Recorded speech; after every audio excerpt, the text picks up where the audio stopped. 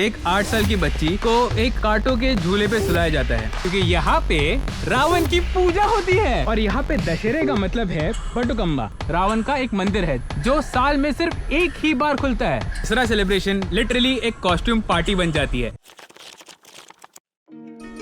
Hello, नमस्कार and welcome to passport 68 और आप सभी को दशहरे के हार्दिक शुभकामनाएं।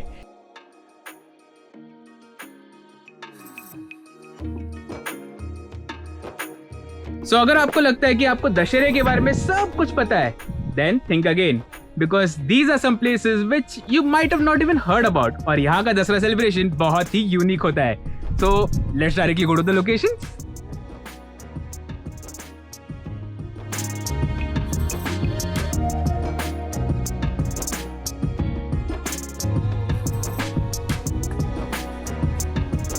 जरा सोच के देखिए, एक 8 साल की बच्ची को एक कांटों के झूले पे सुलाया जाता है and that to she then gives the permission to start the Dussehra celebration.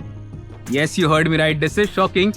यहाँ पे देवी दंतेश्वरी की पूजा होती है और देवी दंतेश्वरी खुद उस बच्ची पे आती है, इसलिए ये रिचुअल किया जाता है जहाँ पे उस बच्ची को एक कांटों के झूले पे सुलाया जाता है and then Devi gives the permission to start the Dussehra celebration.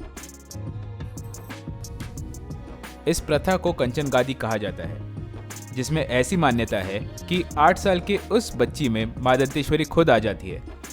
कांटों के झूले पे सोते हुए भी उस बच्ची को कुछ दर्द का एहसास नहीं होता।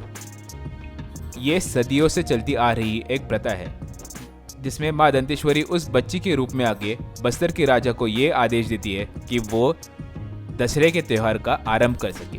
सिमिलरली यहाँ पे एक और रिचुअल होता है जिसका नाम है जोगी बैठाई। इस रिचुअल में एक आदमी देवी के मंदिर के सामने बैठा रहता है और वो 9 दिन तक बिना कुछ खाए पिए या फिर खाली जलपान करके देवी की पूजा करते रहता है। And all of this for what reason? ताकि हम सब का दशहरा सेलिब्रेशन बिना कोई विघ्न के हो। Isn't this quite caring for the society?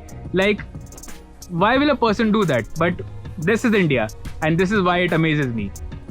Now for location number 2, Kulashekharappattinam, Tamil Nadu, जहाँ पे दसरा सेलिब्रेशन लिटरली एक कॉस्ट्यूम पार्टी बन जाती है। This lasts for 48 days with the whole village dresses up like god, goddesses, असुर, और फिर पूरा विलेज में एक परेड होता है। And then this ends at a seashore where all of them go together and then the Dashera festival is being celebrated in the evening.